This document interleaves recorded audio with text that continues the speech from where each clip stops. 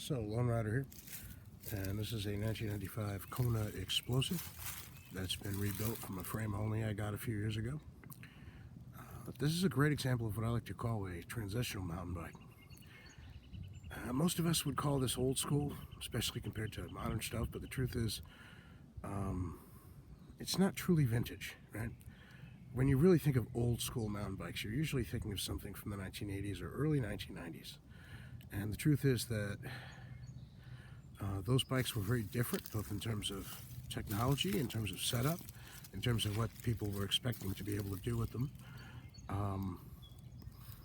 Right away through the early 90s, late 80s and early 90s, the geometry on mountain bikes was still evolving drastically.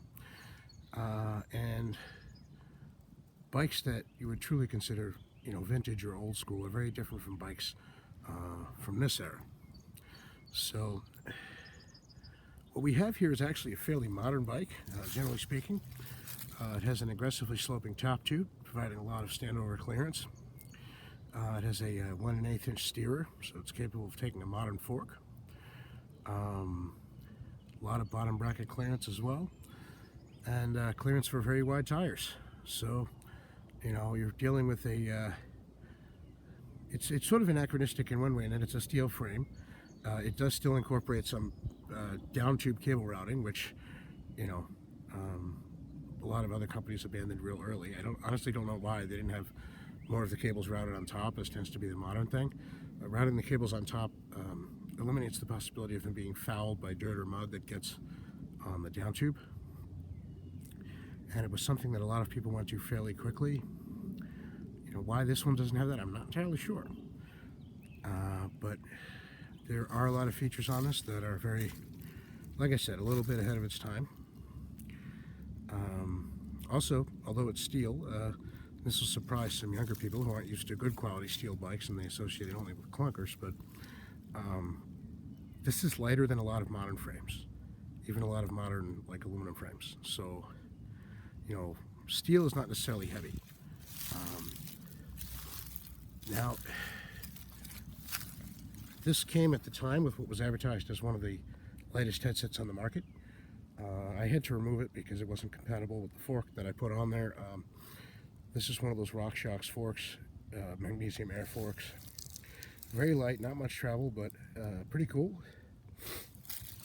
And you actually have to inflate it with a needle through here. Because of that, it's a bit of a nuisance. It also has a head tube that was cut very short by the previous owner. So I have to use this atrocious stem and these riser bars. The front end of this bike is still a work in progress. I intend to put in a fork with a longer steerer so that I can use a normal stem and flat bars, hopefully.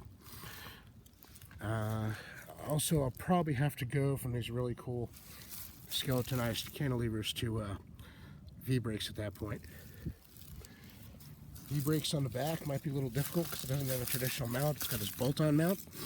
But what I've heard is you can switch this around and use a road bike barrel adjuster through where the screw goes, and that becomes your cable stop for the V-brake. Now here we have a seat. This is an interesting seat. This is actually, well, it started life as a flight, if you can believe that, leather-covered flight. And somebody took the leather off because it was fraying, and then decided to drill it out just for the hell of it, like those old school BMX seats. And believe it or not, this is comfortable, even if you're not wearing, cycling shorts with padding. I'm actually wearing regular shorts today, no cycling shorts, and yeah, this has been fine. So very light, very comfortable. Just one of the neat things about this build. And so there you go. Now this is, like I said, this is lighter than some modern bikes. It is steel though, so you got to be careful it doesn't rust. But beyond that, it's a great riding bike. It handles nicely, and an excellent example of what I like to call a transitional mountain bike from a time period that right around when I got into riding. I'm not the original owner. Like I said, I got this recently as a frame only, but this is contemporaneous with when I started to ride, and it represents a special time in the history of mountain biking, and certainly you know, in my history of cycling. So there you go. It's the 1995 Kona Explosif, and Lone Rider out.